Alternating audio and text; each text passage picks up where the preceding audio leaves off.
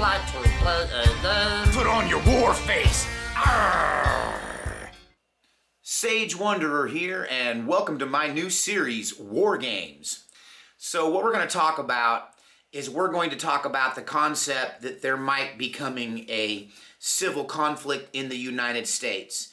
We will examine different scenarios, what those might look like, what would happen if the country was divided up, peaceful resolution versus actual outbreak of war and violence, what foreign nations might also become involved, what would the geopolitical situation look like in the event of an American uprising of some sort. And once again, we're not promoting this, we're just regular people trying to figure out what's going to happen next. So clearly we have, at this point, we've got political figures, movie people, news broadcasters, and media personalities. All of these people, even generals, are calling for violent action against people that they're calling insurrectionists.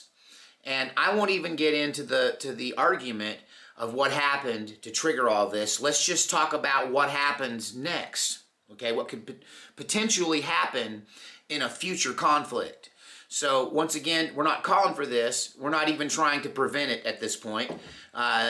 Honestly, I want this series to take on the air of a third party envisioning what it might look like, if we can. I mean, it's hard to suspend disbelief. It's hard to step out of your political leanings and just go, okay, if the current government and the direction that current government is going, we'll just call that the authoritative route, okay, where they want to clamp down on an uprising, okay, versus the other group at this point, which has done very little to, I mean, if you think about it, the right-wingers, all that any of those people have done is that a year and 2 months ago, in January of 2020, they had a huge peaceful armed protest in Virginia against gun laws that were supposed to go into effect there, but I think didn't actually make it through, but they were just letting their voices be known, and I went there and covered it, actually. And then also there was a Michigan armed protest that got a lot of negative press over there in Whitmer's state of Michigan. And then we had the thing that happened on the 6th.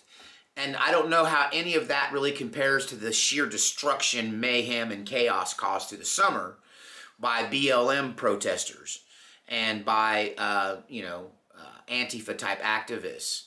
So what we have now is a situation where a government wants to clamp down on a perceived insurrection. We won't talk about whether it's righteous or not, whether they're right or not. Let's just say that's their intention. And I think they've made their intention clear. So what's next from the other side? To figure that out, we have to make some assumptions that A, there are people willing to fight back. I'm not convinced there really are. I think there are people like me who are, come and take it kind of people. There are people that'll just wait till they come to me and then put up some kind of resistance, right?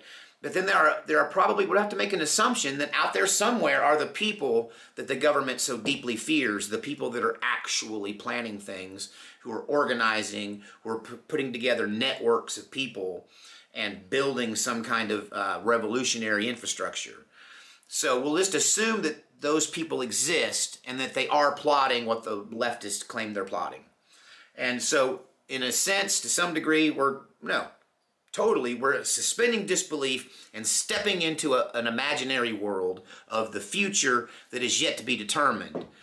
And so, all conjecture is on the table. This is definitely the biggest game of what if. It will say Orway Update is kind of about covering things that are happening as they happen and commenting on the general flow in that direction.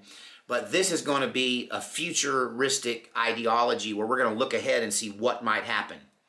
So to do that, though, we kind of got to look back. We kind of have to go back in time and examine some previous insurrections and clampdowns and counterinsurrection. Let's just call it the insurrection and the counterinsurrection, or let's use the terminology of the current world, the insurgency and the counterinsurgency. So in this make-believe world, right-wing gun owners are defending their Second Amendment and First Amendment rights, and they're standing up against an authoritative communist government in their eyes, and they are going to be the insurrectionist, if the shoe fits, I guess. Remember, it's make-believe. We're in a make-believe future world here. So you have a genuine insurrection with organization and communication and structure and arms, and they are waging a Wolverine-style guerrilla warfare campaign against an authoritative government that's trying to use counterinsurgency techniques to destroy them. And so the best example of such a situation is the most recent conflict in Afghanistan in particular. In Iraq, it was more like an existing government structure that was having to be torn down and rebuilt. In the case of Afghanistan, it was more like a bona fide hardened resistance, and in that case, those people had experience from decades of occupation or attempted occupation by the Russians during the 1980s. I would say decades. Decades ago, they had this experience. And so coming into this in the 2000s, the Afghani rebels already had a lot of the infrastructure in place. They already knew the basics of guerrilla warfare, and they had individuals in their ranks who had fought the guerrilla warfare, such as Osama bin Laden in particular. And so the U.S. government, representing the New World Order oil grab, and unfortunately, I hate to say that because I'm in no way demeaning the courageous and patriotic men and women of our military who fought that war. But I think most of you who have been there and done that came back to realize that you were actually doing the bidding of the New World Order, and you were there in Iraq and Afghanistan to set up forward bases to make sure that future control of the Middle East oil always falls in favor of the West and the United States in particular. So we were serving political and geoeconomic purposes by engaging in that war. And I won't even get into what triggered the war. Let's just say both sides, both the insurgency in Afghanistan and the American soldiers and Marines and sailors and airmen and everyone involved, even the spook agencies, as it were, that were involved in that, and still to continue to be involved in the insurgency in those countries. And we have another insurgency in Syria as well. So counterinsurgency has been fine-tuned, but I will say this: it wasn't U.S.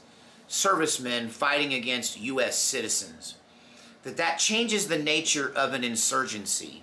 And you know what? The leftists understand this. This is why they've launched the recent purge within their ranks against what they call white supremacists or extremists within the ranks of the military, because they understand that when you're fighting an insurgency against your own people, that there's going to be a certain amount of,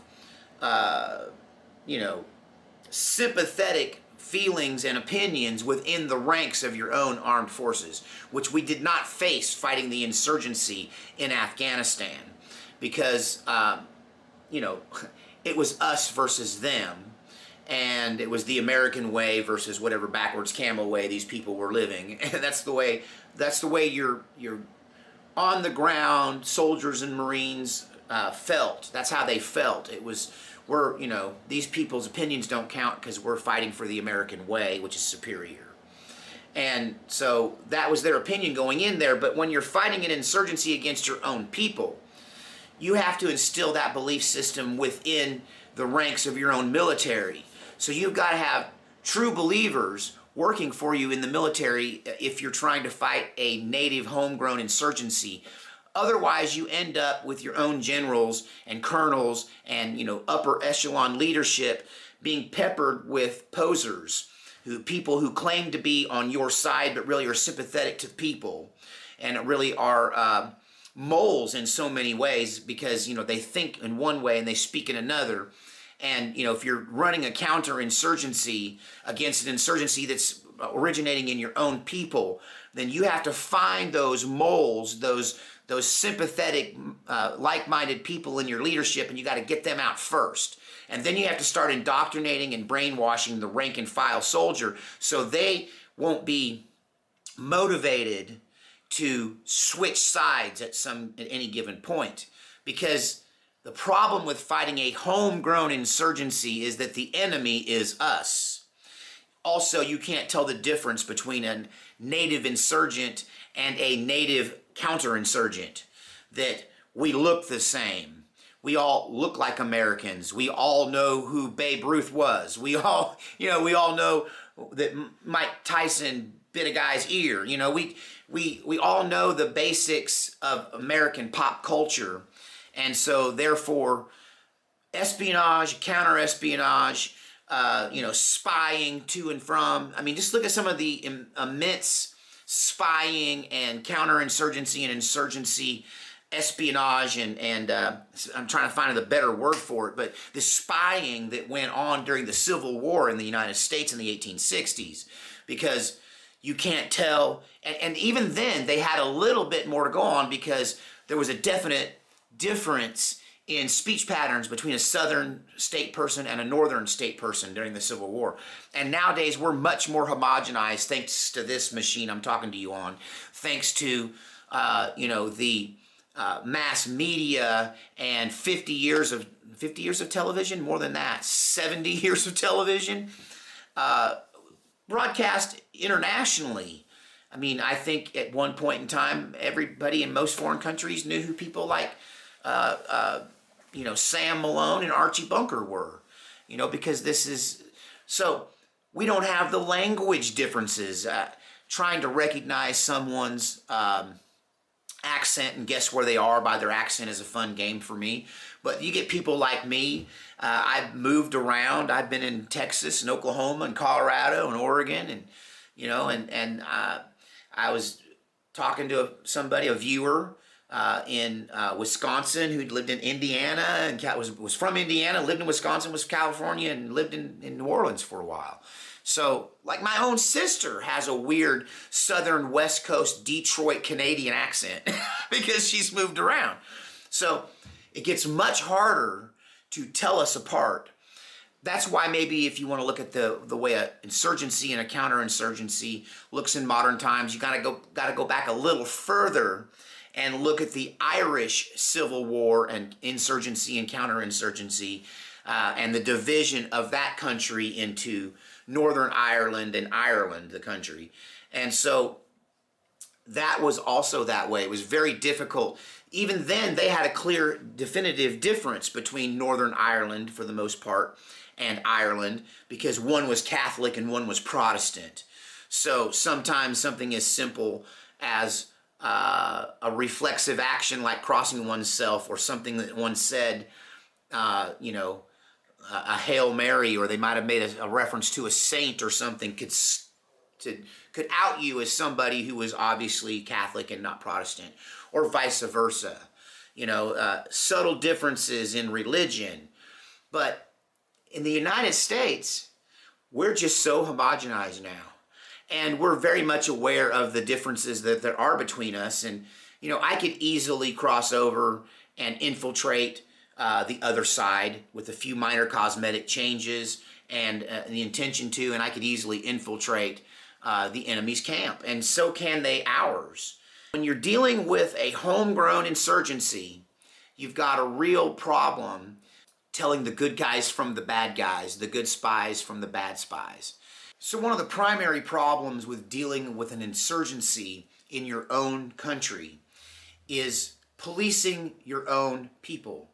Because it's easy to fall into some serious paranoia when you're worried about the enemy who looks like you, sounds like you, talks like you, up until recently was just the same as you, right? It's really hard then to find out where those moles are, and you start to get paranoid and you start to suspect everyone is a mole. And this is why any communist takeover usually is followed up by an internal purge. even before they get around to taking out the insurgency, one of the first things they have to do is purge their own ranks of people who are sympathetic. So you're starting to see this division, and we're really starting to see on whose side here in this conflict right now, and it's going to become even more apparent. They'll start to surveil their own people. They will start to investigate their own people. They will start to make examples of anyone that's caught that they think is sympathetic or empathetic to the insurgency. They'll have to do this in politics. They'll have to do this in religion. They'll have to purge the media. They'll have to purge the airwaves of people that are that claim to be on their side but are actually working with the insurgency. Infiltration into both parties is going to be very easy and difficult to prevent. So there's going to be a lot of surprise attacks. There's going to be a lot of surprise raids. Anytime you have a deal like this, I mean, you guys can be sitting around thinking everything is fine, having a cold one, and suddenly, drone strike, airstrike on your location because you've been infiltrated by somebody who is working with the other side. Now, having said that, one of the biggest problems with a insurgency and one of the biggest strengths of a counterinsurgency is air power. So I would say that the true statement of war is he who controls the air controls the battlefield.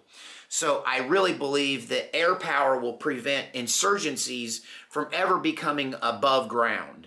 That if you control the air, then you have most, if not all, the power. You can see this play out in the fictional story The Hunger Games, where they use these advanced hovering spacecraft to rain down hell and destruction on the insurgency for daring to even doubt the word of the supreme leader.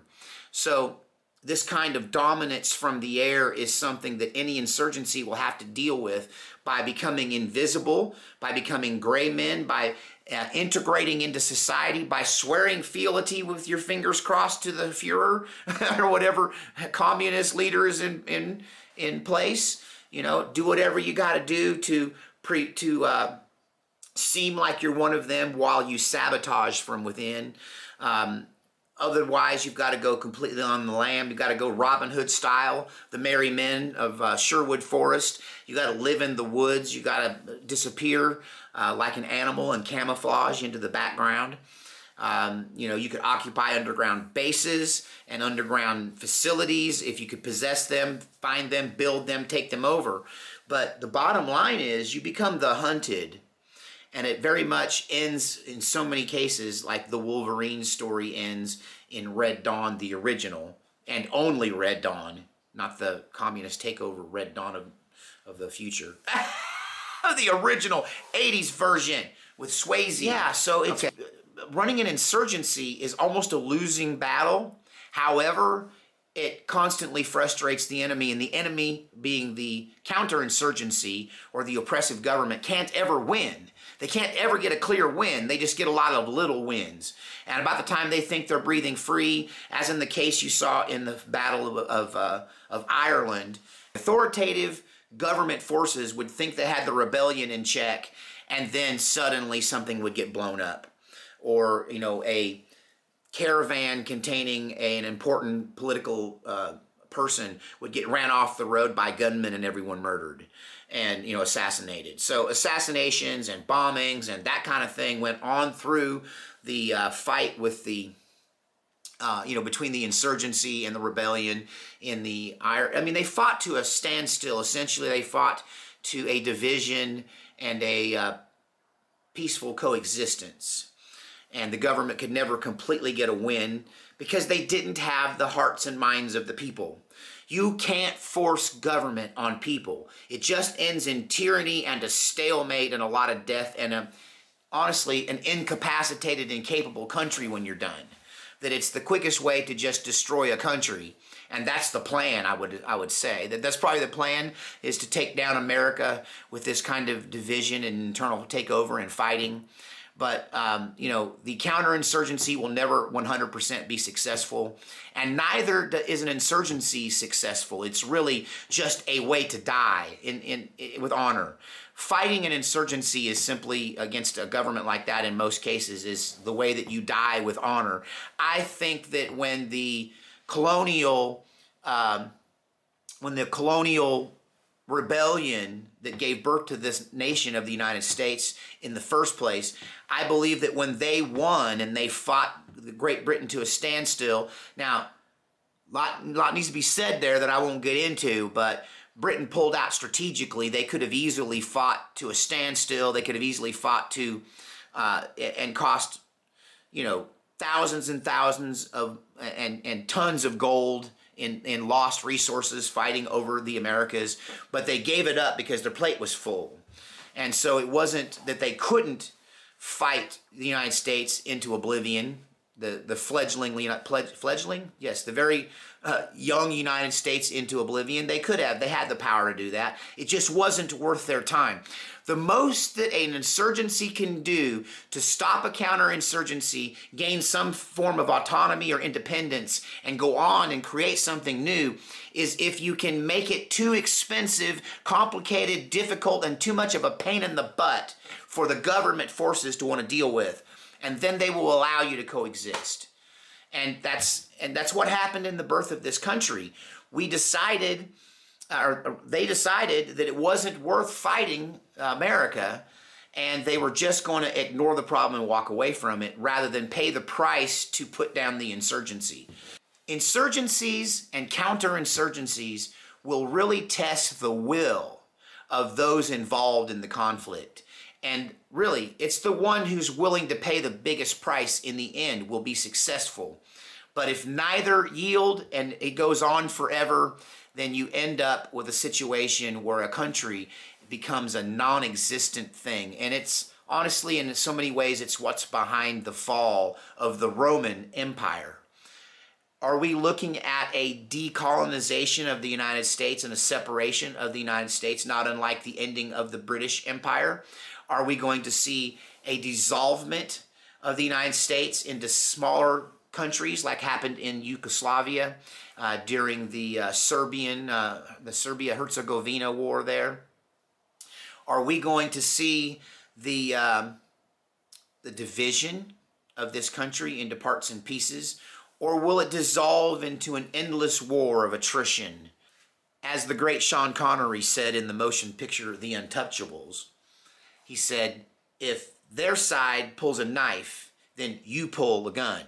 If they put one of your guys in the hospital, you put two of their guys in the morgue. And so if that kind of battle of attrition between each sides of an insurgency and a counterinsurgency continue over an extended period of time, well, in a world where it's an eye for an eye and a tooth for a tooth, the one-eyed man is king. So everyone's blind. The one-eyed man is all that's left. So let's hope we don't end up in this mutually blinding and self-destructive circle known as an insurgency and a counterinsurgency.